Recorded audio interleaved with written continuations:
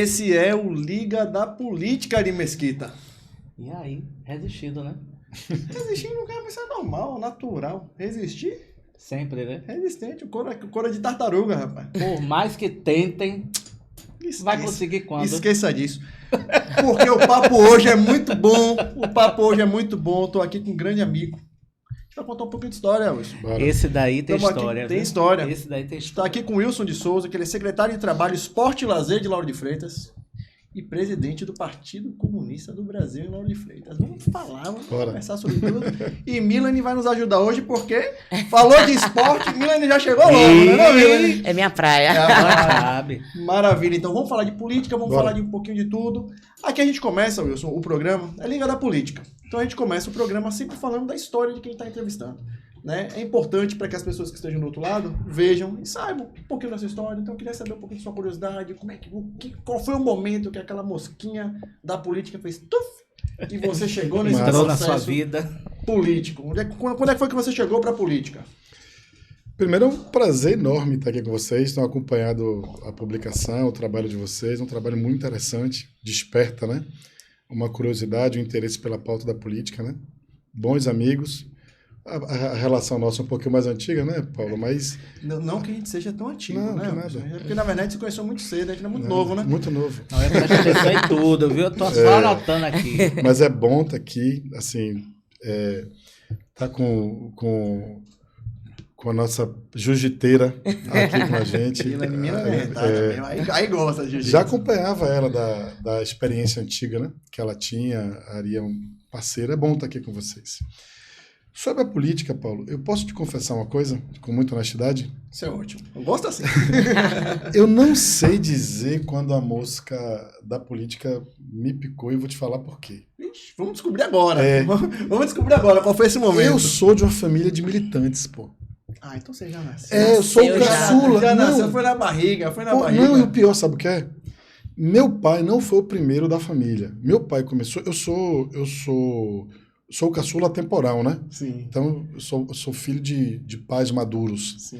Meus pais tiveram 13 filhos. Sobreviveram 8. Eu sou o 8º. Só que meu pai tinha outra família. Então, do meu pai, eu sou o 17º. Uau! Todos eles gostam de política secreta? Nada. Dos meus pais sobreviveram 8, 5 não sobreviveram. Dos 8, eu sou o caçula. Dos 8... Rapaz, entre 4 e 5 tem uma relação direta com a política, né? O Oshinho, mesmo sendo o mais velho, foi o último que se relacionou. Valdemar foi secretário executivo, ministro no governo Lula, foi vice-presidente da UNE e tal. E Rosa é presidente agora da CTB, né? Central dos Trabalhadores e Trabalhadoras do Brasil, aqui na Bahia. A primeira presidente da CTB. Eu comecei a militar muito cedo e tem um negócio engraçado com a minha vida, que é o seguinte, meu nome é com U e não com W. Só que meu nome é Wilson José de Souza. Para a juventude, para a militância jovem, o JS, né? Então, para o movimento estudantil... Foi combinado. Seu pai já fez dispensado. Foi combinado. Ele foi lá, rapaz, contrariado pelo cartório para poder escrever o JS. E eu acho que isso é uma marca importante na minha vida. Porque acho que, assim, que a UJS ela tem uma relação com a visão de política no Brasil diferenciada de outras correntes. Fantástica. Para quem vê esse processo de movimento estudantil, do processo lá atrás, a UJS... Pô, Paulo, e eu tive uma sorte, né, um encontro da vida. Eu fiquei um período em São Paulo, em Minas, né? Cumpri tarefa fora do estado. E quando eu fui para São Paulo, a UJS estava se rearticulando internacionalmente. A UJS ficou um tempo...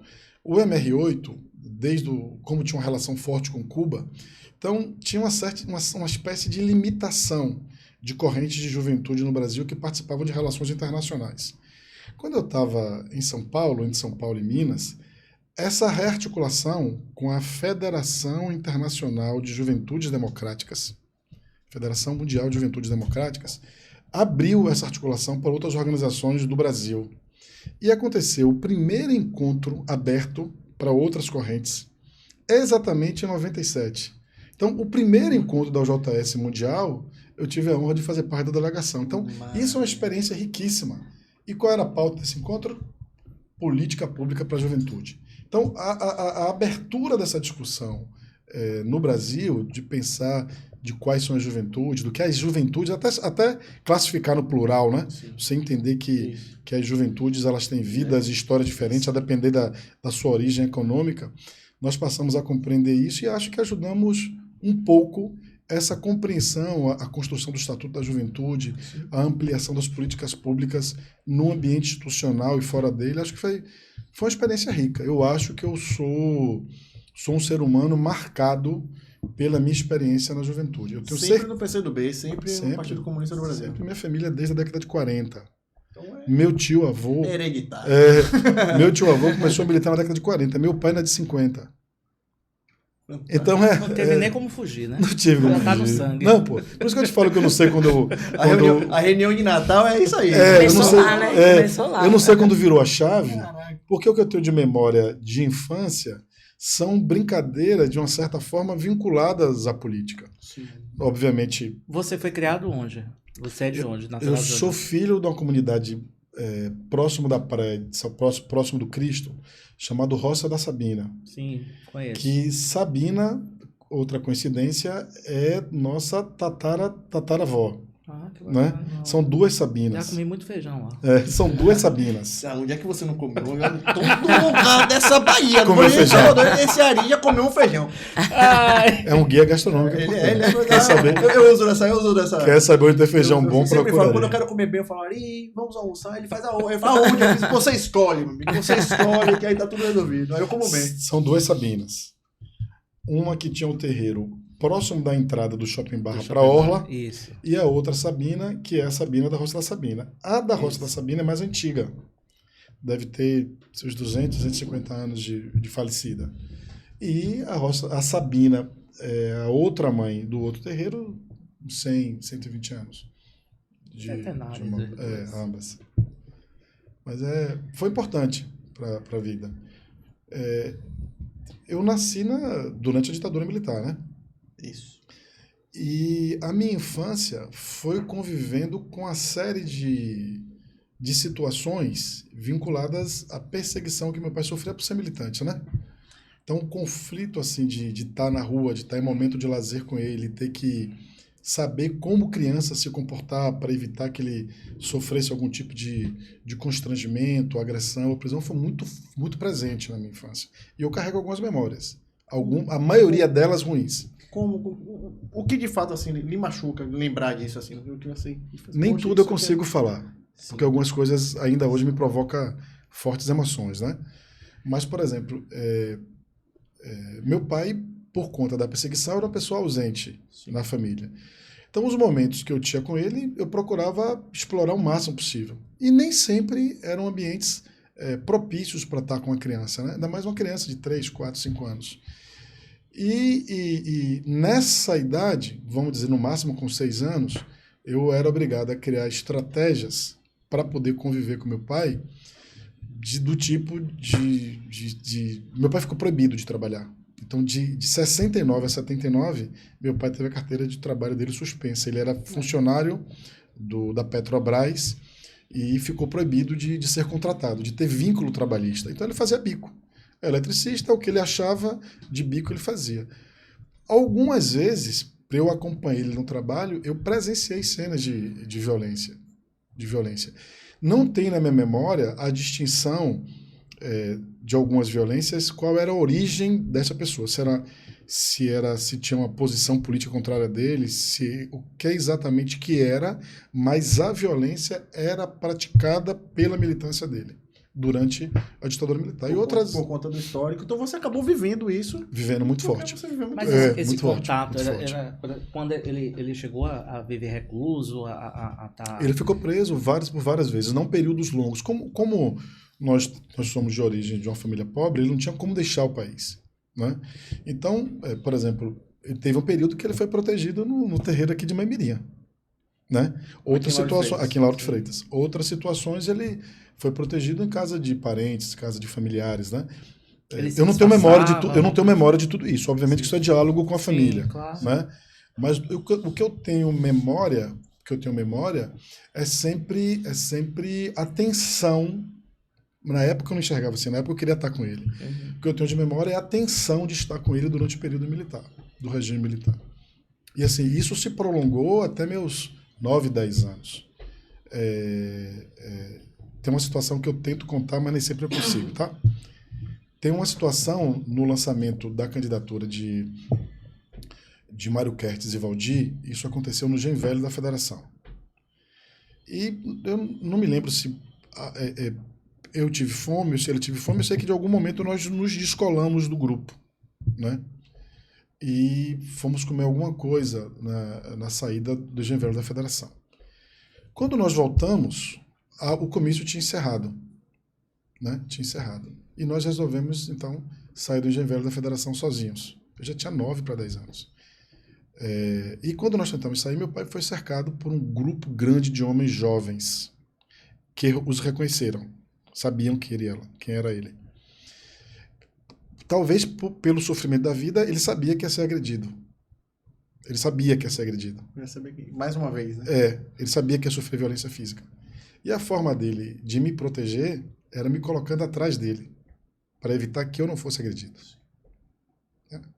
E aí depois passou um ônibus, né, que isso é muito forte na minha memória, que a Ladilce, ex-vereadora de Salvador, estava nesse ônibus, que foi que nos socorreu desse processo de agressão. E a Ladilce nos levou até... Eu tinha 9, 10 anos, sabe? Só pra você ver como isso é forte na minha cabeça. Nos levou até algo próximo ali do Hospital das Clínicas. Do Hospital das Clínicas até em casa é todo o percurso da Centenário, porque nós estamos no Hospital da Clínica, está acima do Calabar, e nós estávamos mais próximo da praia. Isso. E ele devia estar com as dores, que até aquele momento não tinha revelado. Na caminhada, indo para casa, andando de madrugada, né? Ele achava que não ia conseguir chegar em casa, de tantas dores que ele estava sentindo, né? Então nós fomos conversando desse trecho que nós fomos deixados até chegar em casa, ele me alertando que talvez não conseguisse chegar. Você conversando com ele para ele não apagar. Não, mas eu não tinha essa noção. Eu era uma criança, né? Quando eu chego em casa com ele, estão meus irmãos deitados em casa. Alguns já dormindo. A minha energia ali era encher os irmãos de porrada, né? Porque eles deixaram sozinhos lá. Mas assim, essas situações foram constantes na minha infância. Então, por isso que eu não sei dizer em que momento eu fui despertado para a militância política. Eu não sei dizer. Não sei. Assim, honestamente, eu não sei. Eu comecei a militância estudantil com 13 anos. A militância estudantil. Mas também não fui levado. Eu fui, não sei. Não sei como é que isso... Você fez militância de colegial? Movimento estudantil secundarista, fora daqui universitário, fui do Grêmio do Manuel Devoto, fui da UMES. Eu não fui, engraçado, eu não fui da Uni. Da Uni? Não, mas participei de vários congressos da Uni, não compus a direção, porque eu já estava na direção da UJS. Ah, sim. Então, você já estava na direção estadual e na direção da UJS, é como se estivesse fazendo um caminho de volta, né? E aí, em Minas, eu fiz uma primeira transição para a direção do PCdoB. Então, em Minas, com 23, 24 anos... Já começou a falar de partido. Depois de 10 anos também fazendo militância no JS. E não priorizava a militância no partido, né? Priorizava a militância na UJS. 23, 24 anos, começamos a fazer uma transição para o PCdoB. Já começava a ser tratado um pouco como adulto, né? Eu e Michele sofremos um acidente duríssimo em Minas Gerais. Estávamos aqui na Bahia voltando, colidimos lateralmente um ônibus com a carreta, nos limitou bastante os movimentos. Michele ficou um período longo com dificuldade imensa de andar. E aí nós entendemos que precisávamos de uma rede de proteção, que a gente não conseguia dar conta da dificuldade que nós estávamos enfrentando sozinhos em Minas e resolvemos voltar para a Bahia. Aí veio para Lauro de Freitas ou ainda não? Isso é um negócio engraçado, cara, porque primeiro quem veio trabalhando na Lauro de Freitas não fui eu, foi Michele, trabalhando na Uranus. Sim. Michele veio trabalhando na Uranus, Michele é ligada à comunicação, publicitária, artista e tal.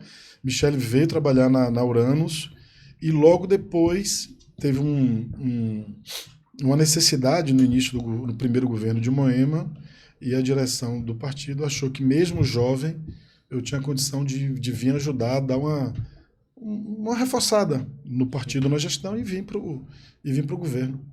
Isso foi que ano? Início de 2005. 2005, logo no começo da chegada de manhã. Rapaz, no início de abril de 2005. No início do primeiro governo. Maravilha. Mas sou muito, muito, muito feliz, assim, assim, deve ter o mesmo problema para você. Eu não tenho essa distinção, e acho até ruim, às vezes, quando alguém lhe pergunta se você é militante político, se você é da política, né? Porque assim, a lógica nossa, porque não tem esse rótulo, não tem essa distinção na cabeça. Você faz uma militância social, você tem ideias, você tem propósito, e você resolve militar. Aí fica difícil trabalhar, aí fica difícil de discutir com quem tem a cabeça vazia e que só pensa na política como uma questão de poder, de poder, fazer. E de rivalidade, né? Rivalidade, só quer tensionar a política. As pessoas acham que a política é isso, é tensionar, não sei o quê. Por exemplo, eu fiz militância estudantil e fiz em campo oposto da UJS. Respeito demais a UJS. Eu acho que um precisa do outro. Eu fiz no PDT. Assim, a gente não tinha rivalização. A gente estava lá construindo uma educação, a juventude do Brasil. Então não adianta. Você, tô em campo oposto, toma. A gente está lutando pela mesma coisa. Na hora que a gente parava ônibus para ter meia passagem para todo mundo, era todo mundo junto. Não tinha história. Você sabe, Paulo, que essa experiência do movimento estudantil e da Uni mais me ensinou essa visão e sentimento de tolerância. Assim, o sentimento nosso na Uni é um debate que ganhou força no Brasil agora, que agora ganha na Argentina também, né? Sim. Essa visão de frente ampla, de uma direção, de uma forma de colegiada no sentido de acolher as forças, ela é muito forte isso para a Uni. Não existe, eu não tenho mais relação com o JS hoje. Sim. Mas pelo que eu enxergo de longe, vejo que não há mudança. Não existe na nossa turma da UJS, não existia à época, imagino não exista hoje, um sentimento da UJS por ser uma corrente maior, se sentir proprietária da entidade. Ao contrário, sim, o movimento da turma é de diminuir espaço para fazer com que outras forças menores sejam acolhidas no processo. Exato. Ou seja, é de fato uma visão de frente ampla. Nós temos aliados nacionais, como o PDT, algumas correntes do PT, sim, o próprio PSB, e agora o próprio MR8, por essa lógica nossa de acolher as forças politicamente nesse processo. Na verdade, política é isso, né? Política é isso. Então, as pessoas estão deturpando o que é a política, porque a política, na verdade, é isso, é você acolher, você sentar, você discutir. Se você não consegue discutir, se você não consegue falar com quem está do outro lado, porque você está polarizando, porque você está radicalizando, não é política. Não é qualquer coisa, menos política. A gente pode chamar qualquer coisa, menos política. E você no movimento, e se você pode considerar que algum segmento social expresse melhor essa denominação de movimento do que o movimento estudantil e a juventude, não existe, né? Não existe. Porque é muito dinâmico, é muito efêmero. E como é que você vai conseguir acolher essa representação diversa, ampla, plural, se você não for amplo, né? Exato. Se você não ter a capacidade de acolher essas diferenças. Tem cabeça fechada, nem caminha na juventude. Eu acho que a gente está até falando mais cedo, eu acho que o grande problema disso tudo são as políticas públicas, né? Seja na educação, nos esportes, que as pessoas tenham o conhecimento. Hoje em dia as pessoas não estão tendo conhecimento de causa das coisas e estão sendo paladinos, né? De entender, né? Outro dia eu abri o X, o antigo Twitter, e estava vendo uma pessoa falando horrores sobre a guerra que está acontecendo na Palestina, né? Com o Hamas e Israel. Eu digo, gente, as pessoas agora estão dando a entender de tudo, né? Inclusive de política, achando que está fazendo política, mas fazem política de uma maneira que não é política, né? Como o Paulo acabou de falar. Onde você acha que... Eu concordo com o seu sentimento, eu só queria alterar a frase. Eu acho que o que nos move na política, o que me move, por exemplo, na política é o amor às pessoas. Então, as políticas públicas, elas são consequência de como você enxerga o ser humano. Se você enxerga o ser humano como um instrumento, você vai entender que ele serve para as coisas. Se você enxerga o ser humano como parte do processo, você vai entender que você está construindo uma ação para envolvê-lo e fortalecê-lo nessa construção. Para mim, política pública é aquela que entra na casa das pessoas e causa impacto na vida dela. Se não entra na casa e na vida das pessoas e não causa impacto, eu tenho dificuldade de enxergar. Assim, eu falo isso, Paulo, assim, com tranquilidade, porque nós vimos na história, quando você olha para o retrovisor, né, e se pergunta assim, poxa, como os Estados Unidos saiu da Segunda Guerra Mundial? Saiu em frangalhos. E o que os Estados Unidos fez? Estruturou o Estado americano para atender o capital. E os Estados Unidos hoje é a maior potência econômica do mundo, porque a estrutura de Estado fortaleceu a lógica do capital. Só que nós somos... a lógica for o capital... Nós somos um país moldado numa lógica de ter vivido 300 anos de escravidão, de exploração, de venda de seres humanos. Isso formou a nossa visão socioeconômica. Você tem enxergado mudanças, Wilson? Como é que você está enxergando? Você acha que existe uma evolução de você criança, 10 anos, e agora você consegue enxergar uma mudança forte, gritante? Porque você está nesse processo, está vivendo isso na pele desde cedo. Então, você consegue enxergar mudança na atitude das pessoas, na responsabilidade das pessoas, ou ainda são os mesmos jovens idiotas que vão brigar porque a pessoa tem outro lado partidário? Como é que você consegue enxergar isso? Eu acho a turma da juventude menos idiota do que muitos adultos. Alguns jovens cresceram, né? Alguns jovens cresceram, esqueceram. Tem um nível de respeito à divergência no ambiente da juventude, no congresso estudantil, que muito ambiente adulto da política não consegue compreender. Não consegue compreender. E é impressionante como posições antagônicas, não falo nem pequenas divergências, posições antagônicas, elas são respeitadas e se respeitam por uma maturidade juvenil. Exato. Eu estou falando de crianças. Exato. Que tem uma maturidade na percepção impressionante. Você pensa aqui, eu penso aqui. Vamos chegar no meio termo para poder ter... Mas o papo é esse. Juventude partidária é isso. E por que isso acaba? A pessoa se torna política e muitos se perdem com isso. Eu gosto muito de quando alguém chega aqui e começa a conversar e tem esse histórico que... Essa escola que eu tive, graças a Deus, eu acho que assim, para mim foi importantíssimo na minha vida passar por esse processo de juventude estudantil.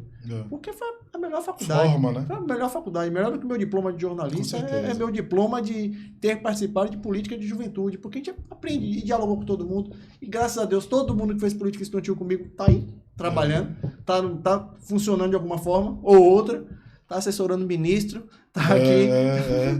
É impressionante a quantidade de gente que fez movimento estudantil e está em Brasília. Pô. Exatamente. Hoje você vive isso. E você vê aquele negócio de Capelli ter sido interventor em Brasília? Exatamente. Que orgulho, né, cara? Um orgulho. Capelli foi presidente da Uni.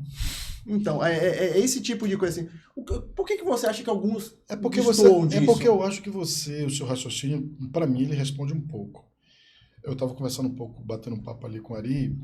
Quando você tem uma formação política, quando você tem uma formação militante, você enxerga a política, não é, de uma forma completamente diferente de quem entra na política. Né?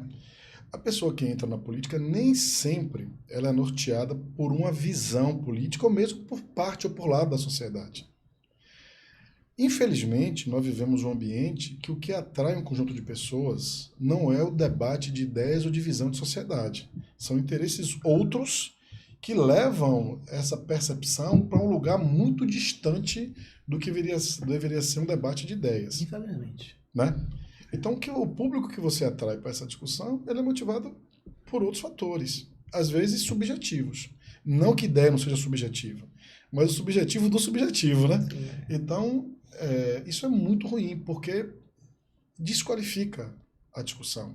Você é obrigado, às vezes, a responder uma pauta que você, às vezes, não quer ou não tem sequer motivação política e emocional para chegar àquele nível de discussão. Porque não interessa. Não interessa para você, não interessa o que você representa, não interessa para a sua cidade, não interessa para a sua concepção de vida, né? Porque, assim, a pessoa tem um outro foco, um outro desejo, um outro norte para a política e, às vezes, o foco momentâneo dela é meramente te ofender ou te desqualificar. Então, você fica, poxa, vou gastar mesmo minha energia com essa discussão, né? A praia é outra, nós temos um tempo tão curto para poder pensar e encontrar formas de valorizar e incluir a nossa gente, né? Isso. Então, assim, é tão pequeno, né? Tão pequeno tempo para você conseguir se dedicar a um processo de reflexão, de achar soluções, que às vezes não é fácil. E às vezes as soluções não foram encontradas exatamente porque não é fácil, né? E você se dedica e, de repente, tem essa dedicação interrompida por uma provocação, desculpe a força da palavra, às vezes completamente desqualificada, né? E você é obrigado a ser pautado por isso. Você falou que nasceu durante o período da Segunda Guerra Mundial. Não. Ditadura! Peraí. Nenhum dos meus irmãos nasceram na Segunda Guerra Mundial. Segunda Guerra foi Pelo amor de Deus, meu tio-avô. Tava anotando. Quer mais café? Você nasceu durante o período da ditadura militar. E como você fala, né, que essas lembranças lhe trazem gatilhos, né? Com a eleição do ex-presidente Bolsonaro, algumas nuances do passado voltaram, né? E inclusive até o medo, né, desse período retornar. Como foi para você viver esse período, né? Aquele período e agora esse fantasma retornar?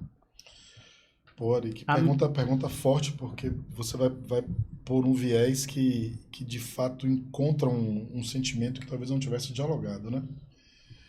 No dia da eleição de Bolsonaro, eu tenho um casal de filhos, né? Eu sou casado com Michelle desde os 20 anos, nós estamos casados há 27 anos. E nós temos um casal de filhos, uma menina de 27 anos Calculou a idade, né? E um menino de 14. Uma de 20? Uma de 24. 24 e um menino de 14. Na eleição de Bolsonaro, eu não lembro agora a idade que Arthur tinha na época, tinha 9 anos. 9 anos.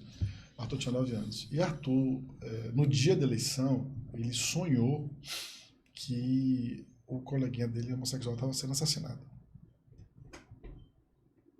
E eu falei, pô, bicho, nós vamos viver todo esse sentimento de novo.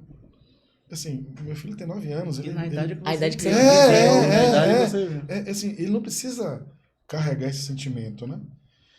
E aí você vai acomodando e percebe que esse sentimento ele não é tão predominante na sociedade como a eleição de 2008 nos apresentava, né? Você vai conseguindo combater e reverter esse cenário de uma forma que a eleição nos mostrou que poderia ser um medo muito mais gritante do que a batalha no cotidiano ela se demonstrou, né? O processo de mentira, desarticulação, ele foi aos poucos sendo vencido, né? O governo de Bolsonaro e a atitude da extrema-direita é uma arma utilizada por setores da sociedade, especial elite, quando não encontra mais caminho de nos convencer da sua manutenção no poder. Esse apelo à extrema-direita, ele é comum na nossa história. Na nossa história, Hitler nasce disso, né? Posso falar outros nomes, vamos falar aqui durante a nossa discussão, Zelensky, Netanyahu, Milei, todos eles nascem disso, da incapacidade da elite se manter no poder e precisar de outras formas de garantir o domínio e a exploração, né? Vocês lembram que quando fazia o discurso de forte apelo dessa pauta mais moral, nessa pauta mais de costume, o Paulo Guedes assumia o Ministério da Fazenda com a agenda de privatização de todas as estatais. Ele tinha um valor para privatizar todas as estatais brasileiras. Então, o debate sobre costumes é só uma cortina de fumaça para que pudesse mobilizar e antipatizar o nosso povo, para criar um conflito entre nós, né? A pauta verdadeira era a pauta dos interesses de desconstruir a nação brasileira, para poder atender o interesse da elite. Afinal de contas, né? O pré-sal, na prática, foi privatizado. E os 10% que eram direcionados para a educação, foi para onde? Para o bolso de alguém, porque ele não tem mais interesse público, né? Não tem mais interesse público no processo. Então, Wilson, o PCdoB em Lauro de Freitas é um partido muito forte e a militância, a OJS aqui tem uma história fantástica, inclusive na primeira passagem intermunicipal, Luciana foi forjada aí, Péricles, Vitor, tem um bocado de gente aí que participou fortemente disso, Diego. Então vocês têm isso. O que acontece com o PCdoB em Lauro de Freitas, meu amigo?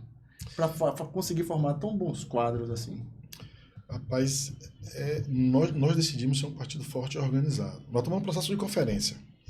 Nós vamos realizar a nossa conferência agora dia 11 de novembro e vamos remontar a nossa direção.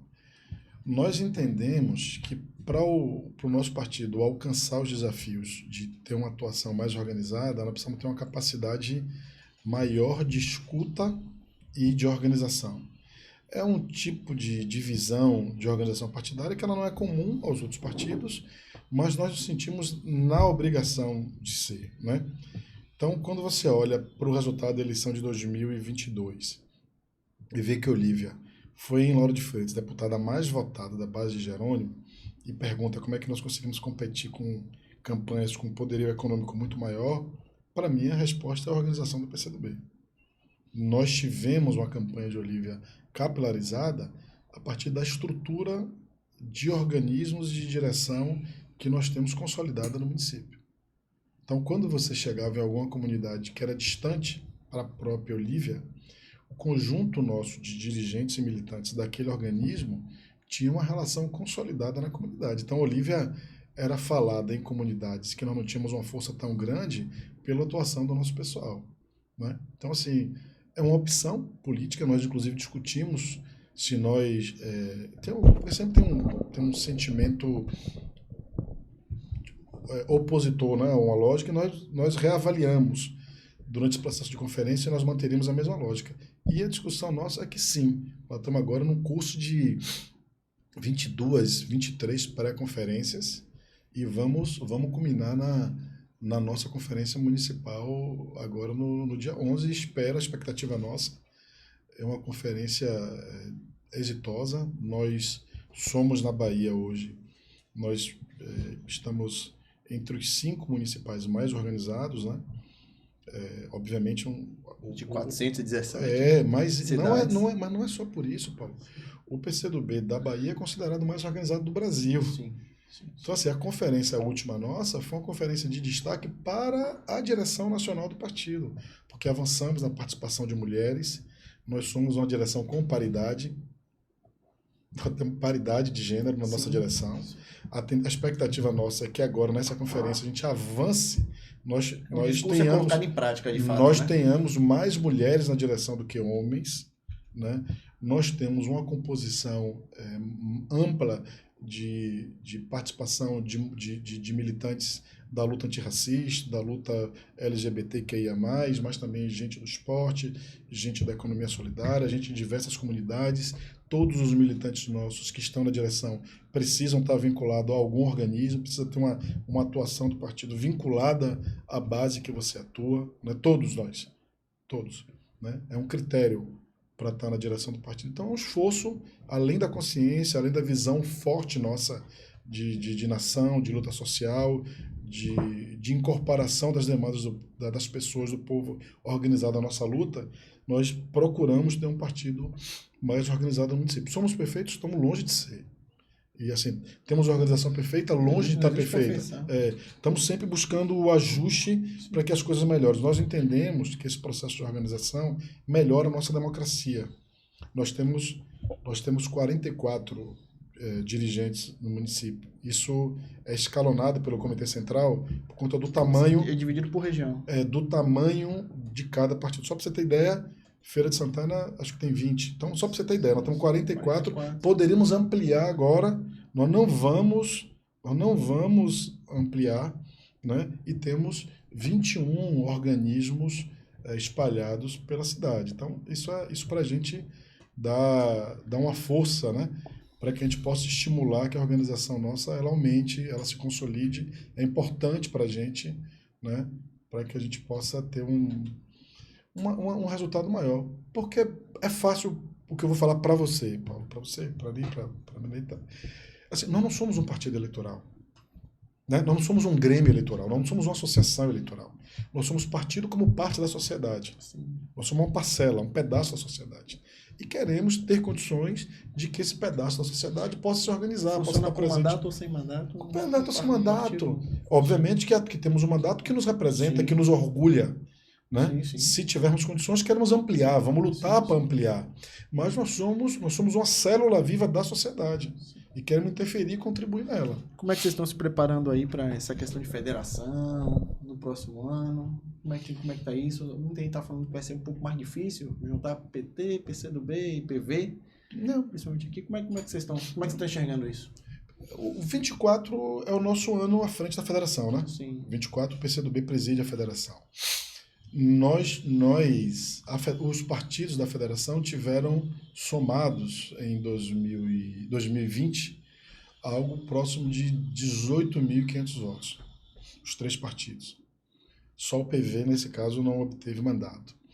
Nós achamos que a candidatura a prefeito da base do governo ela deve ser da federação, né? Achamos muito difícil não ser da federação. E achamos que nós vamos disputar um patamar elevado de vaga. Achamos que muda a forma de nós olharmos para a eleição, muda a nossa tática. A nossa tática em 20 foi uma tática de ampliação e redução da votação nominal. Agora é uma tática de concentração e de aumento da votação nominal. Então muda, né? Inverte completamente. Então a expectativa nossa é que a votação de Luciano ela seja maior e que nos dê condição de sonhar ou de planejar a possibilidade de pensar na outra vaga. Sim. Né? Entendendo que o corte para uma federação ele é mais elevado do que para a chapa própria. Então, nós estamos dizendo que nós temos que ter 2 candidaturas com outra estrutura de campanha que consiga enxergar esse patamar de disputa. Né? Do ponto de vista da organização da federação, nós temos nos reunido, né? Aqui o presidente do PT é Jones Carvalho e Carmen Reyes é a presidente do PV e já foi como é que pode? Já foi Pablo. Sim. Né? Esse processo nosso de organização teve aqui semana passada. Esse processo de organização nosso da federação iniciou com Pablo, agora o PV fez uma reestruturação com Carmen. Nós temos discutido, temos pensado. A federação não abre mão de ter a cabeça de chapa do prefeito. Não sei se a frase correta é não abrir mão, não. Eu acho que assim, nós temos uma discussão para a prefeitura, que é essa discussão que nós estamos fazendo aqui, que é uma discussão, é um mosaico da cidade, né? O que nós entendemos é que a federação talvez ela possa contribuir bem com esse mosaico. Se o sentimento da base do governo for esse, nós temos convicção de que vamos contribuir bem nesse processo. O que eu acho é que a federação ele dá um lastro para uma candidatura e para a política que talvez os partidos separados não dessem para o processo eleitoral. Então você tem um lastro de uma federação que tem nela, por exemplo, o presidente da República. Sim. Tem nela o governador do Estado, tem nela lideranças do porte de Olívia Santana, de Alice Portugal, que trazem para o cenário político eleitoral um outro diálogo com a sociedade sobre política. Quando você fala que em 2024 o PCdoB vai ser presidir a federação. Essas escolhas passam pelo PCdoB? Não, isso é uma definição da federação. É um revezamento. Cada ano é um partido. O ano de 24... Sim. Por definição da federação, será o PCdoB. Então, o PCdoB que define as chapas? Não, é apenas da federação. Não, só coordena. Sim. Não quer dizer só coordena. Mas me diga uma coisa, essa federação, de acordo com o município, é dialogado essa questão da quantidade de vagas? Ou é de acordo com... É um critério. Qual é o critério? O critério para a federação... Para federal, não? Não, a quantidade de candidatos não muda da federação e dos partidos. O que muda é a quantidade de vagas dos partidos na federação, na composição da chapa. Sim, é isso mesmo. Então, leva em consideração a votação de 2020. Isso já é um critério. Sim. Então, nós teremos... A votação é de 2020, pensei que fosse cadeira de deputado federal 2022. Não, a votação de 2020. Mas por que essa lógica de 2020? Se não existia a federação não, em 2020? o critério foi pela votação dos partidos. Definido. O critério definido para você definir o tamanho de cada partido na chapa. Essa é uma regra da federação. Em Lauro de Freitas? Não, no Brasil. No Brasil todo. No Brasil. Não existe regra para a federação municipal. Então aqui você... a federação foi feita para a eleição federal. Não, nacional. E existe um estatuto, um regimentar para a federação. Sim. Então você precisa levar em consideração toda essa construção para que as coisas sejam definidas. Então aqui vocês vão ficar com 4 ou 5 vagas, é isso? Isso, o PV 2 ou 3, o PT 14 ou 15. Isso já é uma definição. Wilson, você assume hoje em dia uma pasta muito importante aqui no município, que é a Secretaria de Esporte, Trabalho, emprego, economia solidária, desenvolvimento local. A gente sabe das dificuldades que a Prefeitura Municipal passa, sobretudo depois de uma pandemia. A gente tem um espaço que era muito importante aqui em termos de trabalhidade, que é a Casa do Trabalhador, que hoje em dia se encontra fechado. Existe algum projeto de reativação? Como é que vocês estão pensando em fazer esse retorno da Casa do Trabalhador, que é tão importante ali para o centro da cidade? Para o município. Sua pergunta é super interessante. Talvez, assim, uma visão lá na frente das coisas, né? A Casa do Trabalhador, a Casa do Trabalhador é um programa que deu nome ao equipamento. Que bom isso, né? E hoje o programa Casa do Trabalhador não existe mais. Ele foi substituído pelo Cine. E no caso de Lauro de Freitas, nós temos um equipamento que é um Cine modelo. Qual é a diferença do Cine modelo para o Cine normal? O Cine normal ele tem só aquelas estações de atendimento. O Cine modelo ele oferece mais serviços. No caso de Lauro de Freitas, dentro do SAC, nós temos um Cine modelo com a cooperação técnica entre o município e o Estado, oferecendo uma série de serviços. A Casa do Trabalhador ela vai ter outra importância para a cidade. Inicialmente, ela foi reestruturada para ser um centro de qualificação profissional. Hoje, nós estamos adaptando ela para ser a Casa da Economia Solidária, que vai abrigar uma série de serviços para grupos produtivos de nossa cidade, inclusive o Banco Comunitário. Então, nós estamos avançando, devemos mandar para a Câmara... Conte-me mais sobre o Banco Comunitário. Novidade alvissareira. Essa notícia é importantíssima. A Casa do Trabalhador vai ser um equipamento de acolher os grupos produtivos. Já tem previsão de quando vai começar a funcionar? Poxa, Ari, se eu te falasse que eu queria já que tivesse aberto, você não vai ficar chateado comigo não, né? Nós queremos que já estivesse funcionando, nós queremos uma placa enorme, imensa, que as pessoas olhassem e sentissem que ali é um atendimento para organizar grupo produtivo. Porque nós precisamos entender que a economia solidária, ela deriva também para a economia popular, para atender o indivíduo, pela visão que nós temos da política e da economia, mas o papel fundamental é ajudar a organizar grupos produtivos onde você junte mais gente. Para quem não entende economia solidária, explique um pouco. Bora. Nós estamos falando de uma nova visão de economia. Nós estamos dizendo que a lógica, por exemplo, do patrão e do empregado, ela é secundarizada porque nós organizamos grupos autogestionários que se organizam, né? E nós estamos falando de todo e qualquer segmento econômico. Não é porque a economia é solidária que precisa se vincular apenas à agricultura familiar e ao artesanato. Perfeito. A economia solidária, ela pode organizar grupo absolutamente em qualquer área econômica. Tanto que um dos grupos que nós estamos organizando no município é da construção civil. Nós estamos organizando um grupo de mulheres para produzir pré-moldado, com uma parceria com o Banco do Nordeste, né? Nós estamos, inclusive, um programa belíssimo.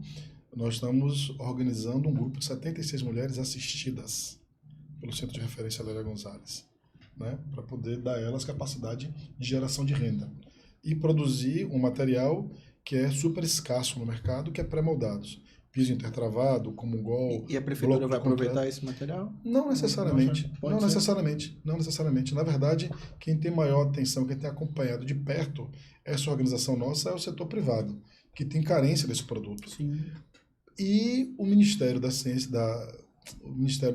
e Tecnologia, compreendendo a tecnologia social, acha que essa produção, eles que acham, não combinaram ainda com a gente, porque como acompanham o processo, acham que nós podemos produzir esse material para os empreendimentos Minha Casa e Minha Vida, né? Que é algo bastante interessante. Mas nós estamos falando, por exemplo, de produção de móveis, nós estamos falando do corte e costura, de alimentos. Nós hoje temos entregues equipamento de cozinha no Araquí, vamos entregar agora isso para montar grupo produtivo, montando grupo produtivo. Nós estamos entregando 2 padarias, uma em Areia Branca e uma em Vila Nova de Portão. Nós temos um grupo organizado também para costura, que vai receber equipamento em Vida Nova, também em Areia Branca. Esse grupo da produção de pré-moldados já está no espaço locado na Itinga, por conta dessa lógica, né, da Terra Placa. Então a gente queria buscar essa identidade, esse sentimento com Lauro de Freitas, essa questão do pré-moldado, né, e associar a Terra Plaque. São 12 grupos. Tem uma produção de mel que eles conseguem produzir tudo que é derivado do mel, não só mel, mas cosmético, uma série de outras coisas. Um grupo produtivo no Capelão, um grupo organizado, fora os tradicionais grupos de artesanato, etc. E tal. Mas quando você pensa na economia solidária, você está pensando numa economia que não seja apenas para você acumular riqueza. Seja uma economia que se vincule ao desenvolvimento local, integre uma rede que produz, uma rede que consome, que você possa pensar em compras que atendam essa produção, que sejam compras coletivas, que você possa ter fundos que ajudem a financiar todos esses projetos. E é isso que nós estamos procurando transferir para a gestão pública, né? Nós temos aqui no município uma assistência técnica que é feita em parceria com o Estado, ali onde era o arquivo da SECAD. Nós temos ali uma ação do Estado que chama Centro Público de Economia Solidária, que faz assistência a empreendimentos, né? Nós conseguimos fazer com que Lauro de Freitas tivesse uma primeira forma de fomento a esse tipo de empreendimento do Brasil. Então, ter a lei de incentivo, que você utiliza o ISS para isso. A gente só assimila ao esporte e à cultura, né? Sim. Mas nós temos lei de incentivo para a economia solidária, inclusive já temos projetos aprovados, né? Quem paga ISS pode priorizar o pagamento do ISS no município, tanto aprovando e apoiando projetos incentivados para a produção, para produzir, para formar e para comercializar, como pode apoiar para o esporte também. No caso da economia solidária, nós temos projetos já aprovados, né, que as pessoas que nos ouvem pagam o ISS podem se sentir interessadas em apoiar. Na prática, como é que o empresário pode ele tem lei a previsão de que ele pode utilizar até 20% do ISS para apoiar esse tipo de projeto, com teto de R$120 mil por ano. E o município determina qual é o valor máximo que pode aprovar de projeto. No caso da economia solidária, este ano são R$500 mil e para o esporte é R$1 milhão, né? É uma experiência que está iniciando para que a gente possa executar e acompanhar os benefícios de um programa de fomento como esse na vida vivida cotidiana dos grupos produtivos. Que alguns grupos, Ari, sobrevivem ou ficam com a expectativa de contribuições muito menores, porque os grupos precisam sobreviver. Mas quando você vai ver o que esses grupos sociais interferem na produção real, e às vezes até com escala industrial, né? Então você tem uma produção industrial social muito forte, que ela não tem a presença do poder público. Eu participei do processo da transição do governo Lula, na discussão da economia solidária, e quando nós participamos, a economia solidária estava vinculada ainda à temática da economia e estava vinculada ao Ministério da Indústria e Comércio. E nós podemos perceber na transição que você tem apoio, você tem fomento para todo o tipo de grupo empresarial. Qualquer porte de empresa, você tem apoio, subsídio do Estado. Mas quando você fala em produção social, você não encontrava nenhuma forma de recurso. Você não tem recurso, você não tem fomento para a produção social. Então nós encontramos nessa possibilidade de fomentar a produção social uma forma de gerar trabalho e renda para a nossa gente. Já é lei no município. Já é lei no município. O pessoal não entende por que essas coisas não são divulgadas, mas aí já não é uma culpa Eu ia sua. perguntar como é que estava o engajamento, né? Mas você tem um outro importante projeto que é o Bolsa Atleta, né? Antes de chegar no Bolsa Atleta, Sim. só para falar da economia solidária. Isso que Paulo aqui questionou, essa questão da moeda e do banco, eu diria para vocês que isso pode ser uma revolução no consumo, no comércio, no desenvolvimento local do nosso município. Eu já li um pouco sobre isso me surpreende.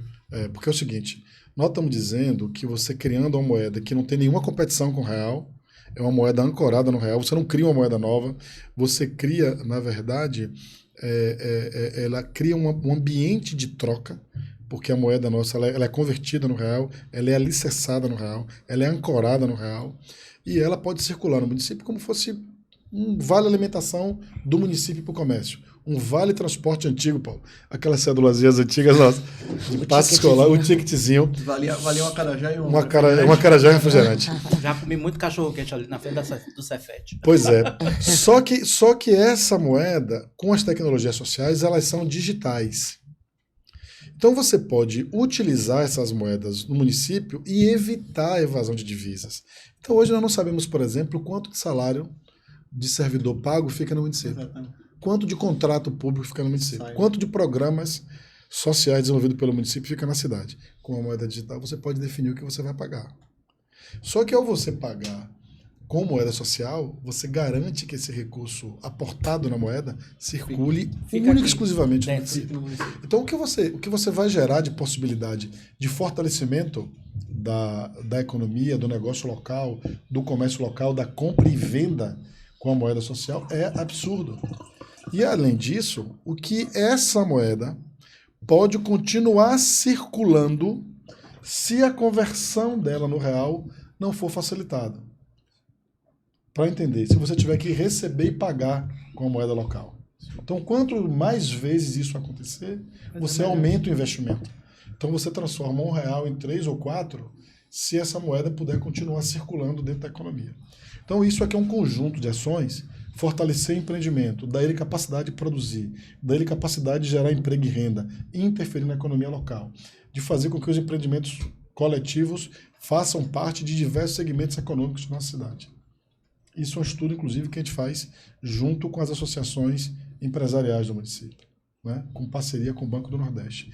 Você consegue ter uma política de fomento, que hoje é a lei de incentivo, mas eu posso aqui trazer outra notícia para vocês. Vão mandar para a Câmara a criação de recurso próprio para a economia solidária. Maravilha, coisa boa. Né?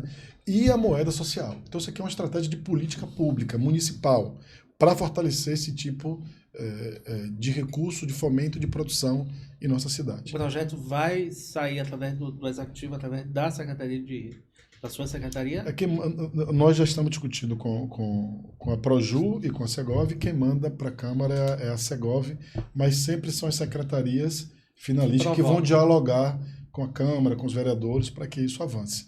Né? Alguns vereadores já conhecem bem essa pauta. Mas não tem nem como não avançar. Não tem como não avançar, porque não depende do governo. Você não está criando recurso para a secretaria, para a gestão. Você está criando recurso para a cidade fomentar esse tipo de política pública. Eu acho, Ari, que, assim, que os outros programas vinculados ao esporte, ele tem um outro objetivo. Aqui nós estamos falando de inclusão do nosso povo no processo econômico.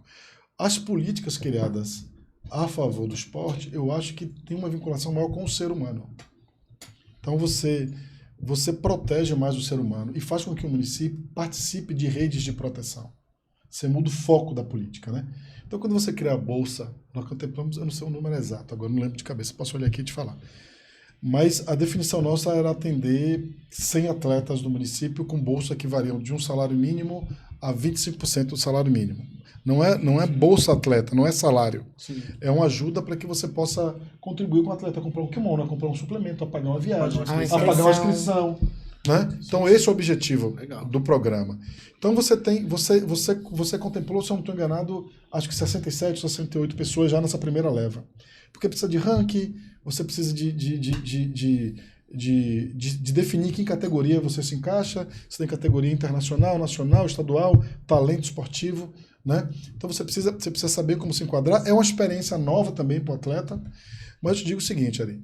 Você vê um menino de 10 ou de 11 anos, ou mesmo um adulto, que não tinha nenhuma perspectiva de apoio real para participar do esporte, de atividade esportiva. Alguns para viajar tinham inclusive que fazer rifa, vaquinha. Então você poder contar com o apoio do poder público para você desenvolver essa atividade, você vira uma referência para aquele ciclo, para aquela geração de pessoas. Né? Tem uma menina que foi contemplada que tem 11 anos. Ela já tem ranking na natação. E hoje, para ela participar das atividades, o pai dela tem que se dedicar a ela para ela poder ser atleta. E ela quer ser atleta. Agora, Wilson, quando você tira... Porque antigamente eu dava num técnico, eu dava num líder de um grupo e ele distribuía de um time de futebol, de não sei o quê. Sempre tinha assim. Quando você tira dessa pessoa intermediária e dá direto ao atleta, não vai muita crítica não, amigo?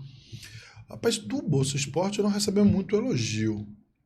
Porque Mas essas pessoas que vivem no entorno, que assessoram, o treinador, que tá sempre né? aqui. Porque, na verdade, normalmente é para um treinador e ele fala, não, eu tenho 3 atletas aqui, ele escolhia a panela dele e ele é porque talvez... Ele fazia esse filtro. Hoje esse filtro é de vocês. Talvez... Na verdade não é nosso. Não é nosso. Porque... É ranking. Que são critérios, né? Gamificação. Então, se você se atender os critérios de seleção, a gente não interfere. Ótimo. Né? A gente não interfere. O que é que ocorre? E quando você fala do futebol, sempre tem... A cultura nossa é a cultura do futebol. Né? Não é nem cultura de modalidades coletivas, não é cultura do futebol. Quando você fala do Bolsa para o indivíduo, você está falando mais de modalidades individuais. Sim.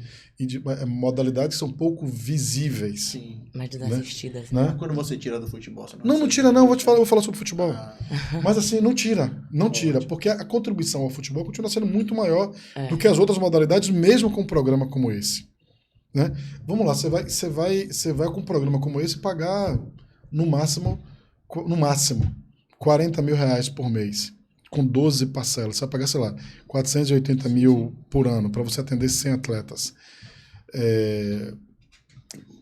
Um uniforme para um time de futebol, você custa R$3.000, R$3.500 e nós já entregamos mais de 100 uniformes. Né? Então, assim, é uma discrepância muito grande. E olhe que o futebol é uma modalidade 26 que são praticados no município. O que eu acho que é essa outra pergunta que eu acho que responde bem esse raciocínio de Ari, nós já criamos uma forma de financiamento público ao esporte, que também é a lei de incentivo, que também é ancorada no ISS. Só que essa cultura do projeto, essa cultura de você manifestar o que você quer, de estabelecer um plano de trabalho, de prestar conta, ela ainda não está naturalizada entre nós. Mas precisa naturalizar, porque isso é uma vitória do esporte. É uma vitória para quem tem uma ação focada em incluir as pessoas através do esporte. Porque eu acho muito, muito ruim, Paulo, assim, e posso já ter vivido experiências que nos deu alguma segurança de falar algumas coisas. Eu acho muito ruim quando um grupo é subordinado a alguém por outros interesses, não porque você tem afinidade com o projeto, né? Então, a lei de incentivo, o Bolsa, e essa forma que nós estamos buscando também de criar recurso próprio para o esporte, que também vou mandar para a Câmara agora, o objetivo é você organizar a entidade focada na atividade esportiva. Você passa a ter condições de financiar a sua atividade. A Liga Desportiva do município e a Liga Municipal de Basquete já têm projetos aprovados à lei de incentivo. E já estão procurando as empresas que usarão o seu ISS para poder bancar a sua atividade. Isso é inédito em municípios do estado da Bahia. O estado da Bahia, nenhum município, nem os nossos vizinhos, que são os maiores economicamente, Salvador de um lado, Camaçari do outro, tem esse tipo de possibilidade. Então você tem um recurso que quem vai administrar ele para poder fazer um projeto de evento esportivo de iniciação são as próprias entidades. Isso é um amadurecimento importante. Isso você para dá o relacionamento autonomia, né? Dá autonomia. Descentralizar, né? E agora, qual é a obrigação? Porque ele também tem responsabilidade. Claro. Qual é a responsabilidade que ele tem? Ele vai ter que prestar conta de acordo ao projeto que ele aprovou na comissão. Então, o que foi aprovado dele de projeto incentivado, ele vai ter que prestar conta que ele realmente executou. Né? Que ele executou. Ele tem, como a lei federal, ele tem a possibilidade até de contratar o profissional que vai ajudar a elaborar o projeto a captar o recurso. Está previsto em lei, mas ele precisa prestar conta de tudo que ele executou a partir da captação desses recursos. Maravilha. E aí, com todos esses incentivos, a gente acaba vendo uma cidade mais ativa, né? Jovens ativos no esporte. Eu acho que nós não conseguimos ter impacto ainda das políticas públicas. Nós teremos em breve. Esse impacto ele não é longo. Porque nós estamos falando de uma quebra de paradigma, estamos falando de uma cultura nova. E assim, quando nós vamos fazer conferência, nós vamos participar da conferência nacional, mas queremos antecipar a conferência nossa, porque nós queremos discutir sistema e política municipal do esporte. Nós queremos que a sociedade civil participe da construção do que é política pública e participe da discussão do que é o financiamento ao esporte. Porque não pode ser uma palavra de um gestor, a palavra de uma pessoa. Você precisa ter uma construção, construir uma cultura coletiva, de que as pessoas saibam e tenham capacidade de participar também dessa fiscalização e desse controle. Não é fácil.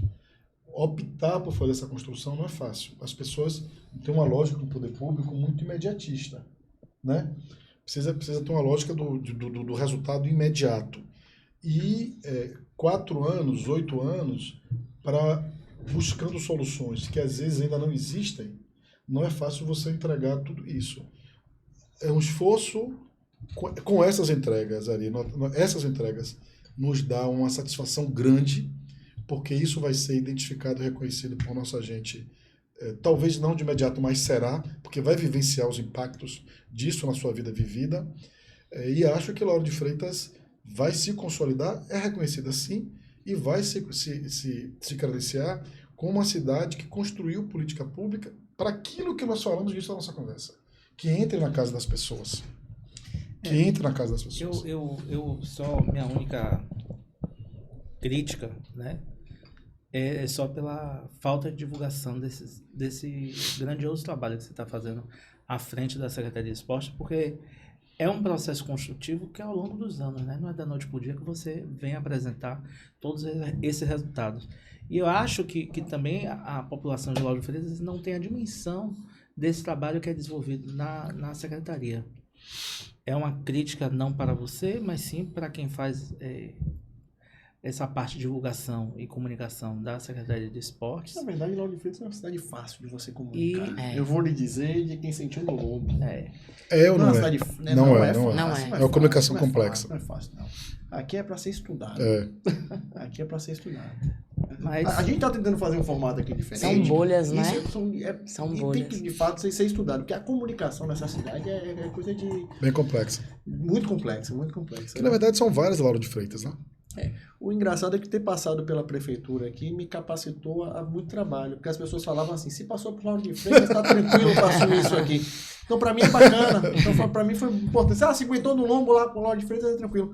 Você falou um pouquinho isso, assim, até alguns vereadores estiveram aqui, e o esporte é de fato alvo, porque as pessoas gostam muito disso, gostam de ver e acontecer. Então, eu vou falar, porque Tabajara foi o melhor, Tabajara... Só que eu percebo, naturalmente, que é uma metodologia totalmente diferente, é uma mudança de ideia, uma mudança de visão, claro, de forma como você enxerga isso. Então, assim, você falou muito de mudança, dos hábitos de mudança, assim.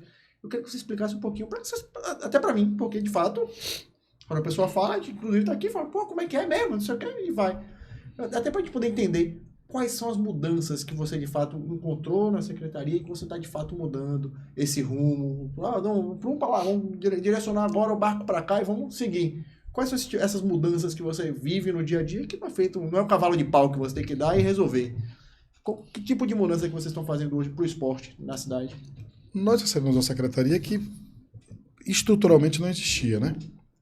Então, você vê agora, por exemplo, o governo federal, ao discutir a política de esporte, utiliza essa questão das apostas esportivas como forma de alimentar a política pública.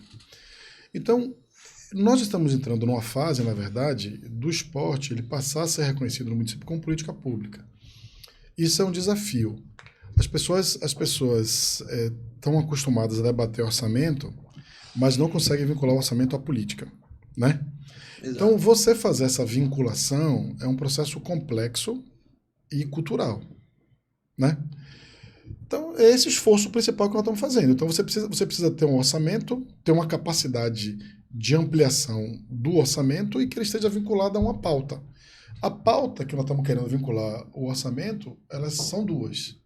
A primeira é a pauta do esporte e a segunda a pauta do trabalho e renda. Só para fazer um recorte, a ideia é que esse dinheiro arrecadado com casa de esporte...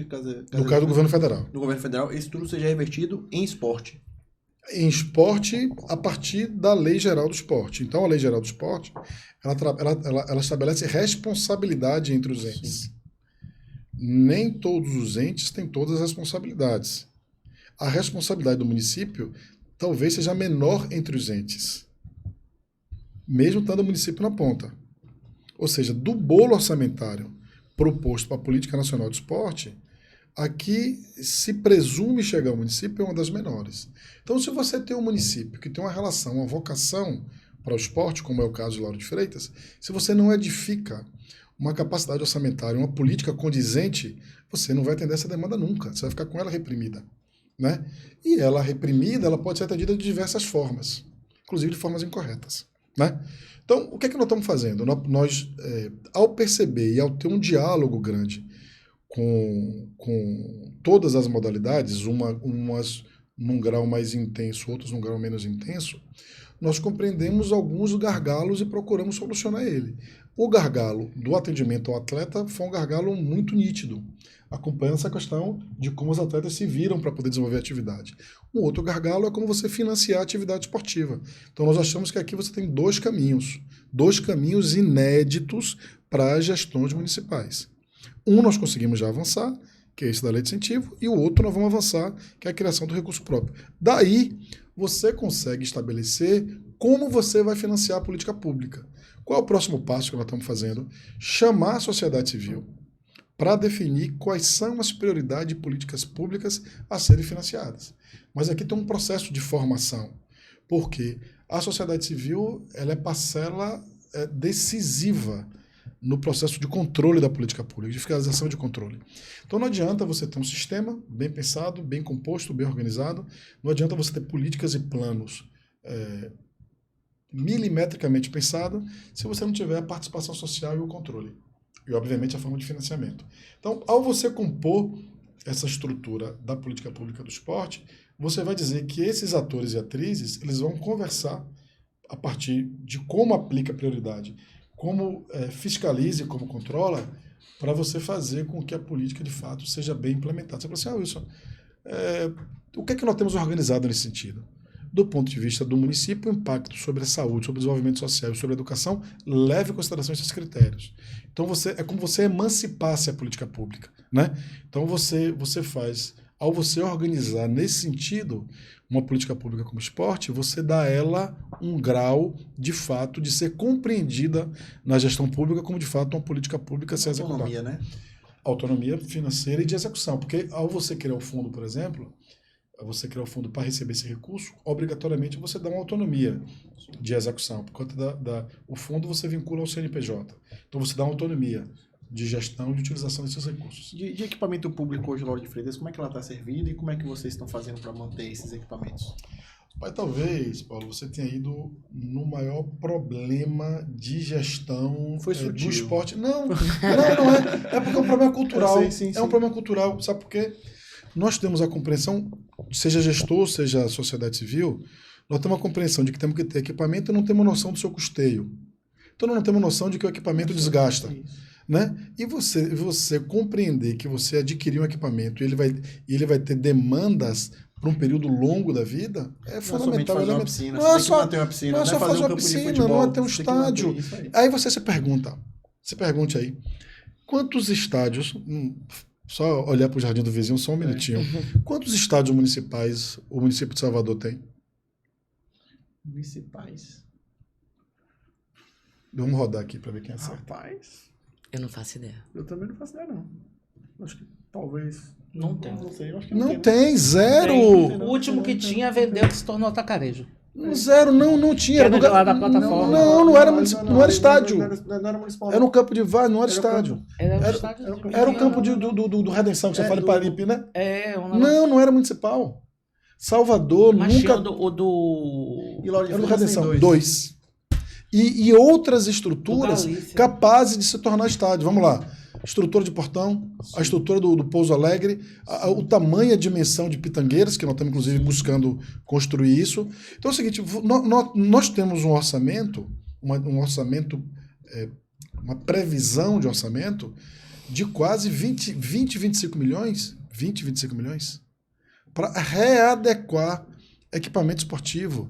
Agora você se pergunte, Paulo, quando você tem uma política pública, você não pode entrar em qualquer casa e dizer que ela pode ser um posto de saúde, pode? Não. Você pode entrar em qualquer ambiente e dizer que é uma creche? Que é um CRAS? Não. Ou uma escola? Não. Qualquer pedaço de rua não pode ser equipamento esportivo. Nós precisamos ter um plano diretor, uma política que oriente o que é equipamento esportivo. Isso. E essa é uma discussão que tem que ser feita com a sociedade. Não é do desejo do gestor. É uma discussão com a sociedade. E isso requer orçamento. E é um debate que não é feito só pela gestão, porque não cabe só a gestão. Então, a sociedade civil, a Câmara, diversos setores da sociedade precisam debater esse assunto. Então, você não pode ter 46 campos de várzea, 2 estádios, 2 ginásios, uma piscina, e não ter recurso de custeio de manutenção. Porque pedir o equipamento é fácil. Agora, como é que mantém o equipamento? Como é que você prevê essa manutenção? Então, é um debate que nós precisamos ter. E isso não é no tempo de uma gestão. Esse é um debate a todo tempo. A todo tempo. Isso é uma discussão que precisa ser refeita. Não é improvisando discussões que você vai resolver essa solução. A pista de skate de Lauro de Freitas é uma referência para a Bahia. Uma pista moderna, né? Bem discutida, uma referência de tal, que precisa nacional. Que precisa de custo, que precisa de manutenção, que precisa de custeio. Não tem como. Nós estamos agora com a emenda, posso falar? Da nossa deputada Alice, que vai promover. Deve falar, na verdade. Que vai promover a reforma do ginásio. Agora, o recurso que ela destina, do centro, o recurso que ela destina ainda, ele é capaz de fazer a reforma do telhado, do piso e dos vestiários. Pô, vai dar uma outra dimensão para o estádio? Sim. Vai, mas não atende, olha o que eu vou te dizer, sim, essa reforma já não atende à necessidade do estádio, do ginásio. Porque o ginásio de Lauro de Freitas, ele hoje não é de uso apenas das modalidades de quadra. Então, por exemplo, nós temos uma ginástica em Lauro de Freitas que é super organizada, que demanda estádio. Nós temos uma série de modalidades de luta, eu falei estádio, que demanda ginásio. Nós temos uma série de modalidades de luta que demandam o ginásio. Sim. Então, nós não temos a necessidade de readequar o nosso ginásio apenas para poder atender a dimensão e as necessidades das modalidades de quadra. Porque não é a realidade da política de esporte em Lauro de Freitas, ela é muito mais ampla. Não é quando você fala pista de skate. Você não pode ter uma pista só de parking, que é a realidade nossa. Você tem uma necessidade, uma realidade de uso de skate muito mais ampla e muito mais diversificada. Então, quando você pensa em atualizar a pista de skate, você, de cara, tem uma demanda de ampliação de imediata.